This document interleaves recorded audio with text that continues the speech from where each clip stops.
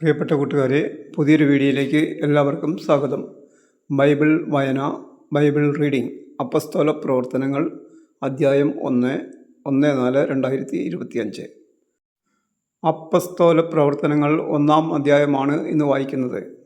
28 അധ്യായങ്ങളുള്ള അപ്പസ്തോല പ്രവർത്തനങ്ങൾ ഏപ്രിൽ 1-ാം തീയതി മുതൽ വായിച്ചു തുടങ്ങുന്നു. ഇന്ന് 1-ാം അധ്യായം വായിക്കുന്നു. ഏപ്രിൽ 28-ാം തീയതി ഈ വായന പൂർത്തിയാവുമെന്ന് പ്രതീക്ഷിക്കുന്നു. ഇന്ന് 1-4/2025. ഇന്ന് വായിക്കുന്നത് 1-ാം അധ്യായം. അപ്പസ്തോലന്മാരുടെ പ്രവർത്തനങ്ങൾ, അധ്യായം 1. പരിശുദ്ധാത്മാവിൻ്റെ വാഗ്ദാനം. അലിയോ തെയോഫിലോസ്. യേശു താൻ തിരഞ്ഞെടുത്ത അപ്പസ്തോലന്മാർക്ക് പരിശുദ്ധാത്മാവ് വഴി കൽപ്പന നൽകിയതിനു ശേഷം സ്വർഗത്തിലേക്ക് സംവഹിക്കപ്പെട്ട ദിവസം വരെ പ്രവർത്തിക്കുകയും പഠിപ്പിക്കുകയും ചെയ്ത എല്ലാ കാര്യങ്ങളെയും കുറിച്ച് ആദ്യ ഗ്രന്ഥത്തിൽ ഞാൻ എഴുതിയിട്ടുണ്ടല്ലോ.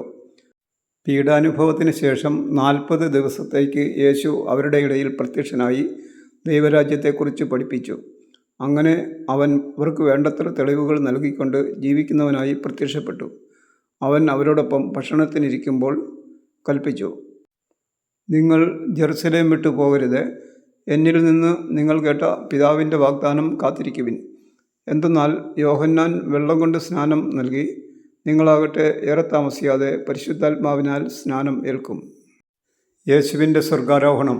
ഒരുമിച്ച് കൂടിയിരിക്കുമ്പോൾ അവർ അവനോട് ചോദിച്ചു, കർത്താവേ, അവിടുന്ന് ഇസ്രയേലിന് രാജ്യം പുനഃസ്ഥാപിച്ച് നൽകുന്നത് ഇപ്പോഴാണോ? അവൻ പറഞ്ഞു, പിതാവ് സ്വന്തം അധികാരത്താൽ നിശ്ചയിച്ചുറപ്പിച്ചിട്ടുള്ള സമയമോ കാലമോ നിങ്ങൾ അറിയേണ്ട കാര്യമില്ല. എന്നാൽ പരിശുദ്ധാത്മാവ് നിങ്ങളുടെ മേൽ വന്നു കഴിയുമ്പോൾ നിങ്ങൾ ശക്തി പ്രാപിക്കും. ജെറുസലേമിലും യൂദയ മുഴുവനിലും സമരിയായിലും ഭൂമിയുടെ അതിർത്തികൾ വരെയും നിങ്ങൾ എനിക്ക് സാക്ഷികളായിരിക്കുകയും ചെയ്യും. ഇത് പറഞ്ഞു കഴിഞ്ഞപ്പോൾ അവർ നോക്കി നിൽക്കെ അവൻ ഉന്നതങ്ങളിലേക്ക് സംവഹിക്കപ്പെട്ടു. ഒരു മേഘം വന്ന് അവനെ അവരുടെ ദൃഷ്ടിയിൽ നിന്ന് മറച്ചു. അവൻ ആകാശത്തിലേക്ക് പോകുന്നത് അവർ നോക്കി നിൽക്കുമ്പോൾ വെള്ളവസ്ത്രം ധരിച്ച 2 പേർ അവരുടെ മുമ്പിൽ പ്രത്യക്ഷപ്പെട്ടു പറഞ്ഞു, അല്ലയോ ഗലീലിയരെ, നിങ്ങൾ ആകാശത്തിലേക്ക് നോക്കി നിൽക്കുന്നതെന്തേ? നിങ്ങളിൽ നിന്ന് സ്വർഗത്തിലേക്ക് സംവഹിക്കപ്പെട്ട യേശു സ്വർഗത്തിലേക്ക് പോകുന്നതായി നിങ്ങൾ കണ്ടതുപോലെ തന്നെ തിരിച്ചു വരും. മത്തിയാസ്. അവർ ഒലിവുമലയിൽ നിന്ന് ജെറുസലേമിലേക്ക് മടങ്ങിപ്പോയി. ഇവ തമ്മിൽ ഒരു സാബത്ത് ദിവസത്തെ യാത്ര ദൂരമാണ് ഉള്ളത്. അവർ പട്ടണത്തിലെത്തി തങ്ങൾ താമസിച്ചിരുന്ന വീടിൻ്റെ മുകളിലത്തെ നിലയിലുള്ള മുറിയിൽ ചെന്ന് അവർ പത്രോസ്, യോഹന്നാൻ, യാക്കോബ്, അന്ത്രയോസ്, ഫിലിപ്പോസ്, തോമസ്, ബർത്തലോമിയ, മത്തായി, ഹെൽപ്പയുടെ പുത്രനായ യാക്കോബ്, തീവ്രവാദിയായ ശിമയോൻ, യാക്കോബിൻ്റെ പുത്രനായ യൂദാസ് എന്നിവരായിരുന്നു.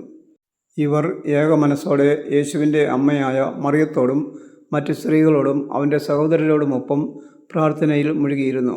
അന്നൊരു ദിവസം 120ഓളം സഹോദരർ സമ്മേളിച്ചിരിക്കെ പത്രോസ് അവരുടെ മധ്യേ എഴുന്നേറ്റ് നിന്ന് പ്രസ്താവിച്ചു, സഹോദരരെ, യേശുവിനെ പിടിക്കാൻ വന്നവർക്ക് നേതൃത്വം നൽകിയ യൂദാസിനെക്കുറിച്ച് ദാവീദ് വഴി പരിശുദ്ധാത്മാവ് അരുളിച്ചെയ്ത വചനം പൂർത്തിയാകേണ്ടിയിരുന്നു. അവൻ നമ്മിലൊരുവനായി എണ്ണപ്പെടുകയും ഈ ശുശ്രൂഷയിൽ അവന് ഭാഗഭാഗിത്വം ലഭിക്കുകയും ചെയ്തിരുന്നു. എന്നാൽ അവൻ തൻ്റെ ദുഷ്കർമ്മത്തിൻ്റെ പ്രതിഫലം കൊണ്ട് ഒരു പറമ്പ് വാങ്ങി. അവൻ തലകുത്തി വീണു ഉദരം പിളർന്ന് അവൻ്റെ കുടലെല്ലാം പുറത്തു ചാടി. ജെറുസലേം നിവാസികൾക്കെല്ലാം ഈ വിവരം അറിയാം. ആ സ്ഥലം അവരുടെ ഭാഷയിൽ രക്തത്തിൻ്റെ വയൽ എന്നർത്ഥമുള്ള ഹക്കൽദാമ എന്ന് വിളിക്കപ്പെട്ടു. അവൻ്റെ ഭവനം ശൂന്യമായി തീരട്ടെ, ആരും അതിൽ വസിക്കാതിരിക്കട്ടെ എന്നും അവൻ്റെ ശുശ്രൂഷയുടെ സ്ഥാനം മറ്റൊരുവൻ ഏറ്റെടുക്കട്ടെ എന്നും സങ്കീർത്തന പുസ്തകത്തിൽ എഴുതപ്പെട്ടിരിക്കുന്നു. അതിനാൽ കർത്താവായ യേശുവിൻ്റെ പുനരുത്ഥാനത്തിന് ഒരാൾ ഞങ്ങളോടൊപ്പം സാക്ഷിയായിരിക്കണം. യോഹന്നാൻ്റെ സ്നാനം മുതൽ നമ്മിൽ നിന്ന് ഉന്നതങ്ങളിലേക്ക് സംവഹിക്കപ്പെട്ട നാൾ വരെ യേശു നമ്മോടൊപ്പം സഞ്ചരിച്ചിരുന്ന കാലം മുഴുവനും നമ്മുടെ കൂടെയുണ്ടായിരുന്നവരിൽ ഒരുവനായിരിക്കണം അവൻ. അവർ ബർസബാസ് എന്ന് വിളിക്കപ്പെട്ടിരുന്ന ജോസഫ്, മത്തിയാസ് എന്നീ 2 പേരെ നിർദ്ദേശിച്ചു. ജോസഫിന് യുസ്തോസ് എന്നും പേരുണ്ടായിരുന്നു. അവർ പ്രാർത്ഥിച്ചു, കർത്താവെ, എല്ലാ മനുഷ്യരുടെയും ഹൃദയങ്ങൾ അങ്ങ് അറിയുന്നുവല്ലോ. യൂദാസ് താൻ അർഹിച്ചിടത്തേക്ക് പോകാൻ വേണ്ടി ഉപേക്ഷിച്ച അപ്പസ്തോല സ്ഥാനവും ശുശ്രൂഷാ പദവിയും സ്വീകരിക്കാൻ ഈ ഇരുവരിൽ ആരെയാണ് അങ്ങ് തിരഞ്ഞെടുത്തിരിക്കുന്നതെന്ന് വ്യക്തമാക്കണമേ. പിന്നെ അവർ കുറിയിട്ട് മത്തിയാസിന് കുറി വീണു. 11 അപ്പസ്തോലന്മാരോട് കൂടെ അവൻ എണ്ണപ്പെടുകയും ചെയ്തു. 28 അധ്യായങ്ങളുള്ള അപ്പസ്തോല പ്രവർത്തനങ്ങൾ എന്ന ഈ സുവിശേഷം മുഴുവൻ വായിക്കാൻ കൃപ തരണമേ എന്ന് ദൈവത്തോട് പ്രാർത്ഥിക്കുന്നു. ഇന്ന് അപ്പസ്തോല പ്രവർത്തനങ്ങൾ എന്ന സുവിശേഷം 1-ാം അധ്യായം വായന പൂർണ്ണമായി. അതിനെ സഹായിച്ച ദൈവത്തോട് നന്ദി പറയുന്നു. Thank you.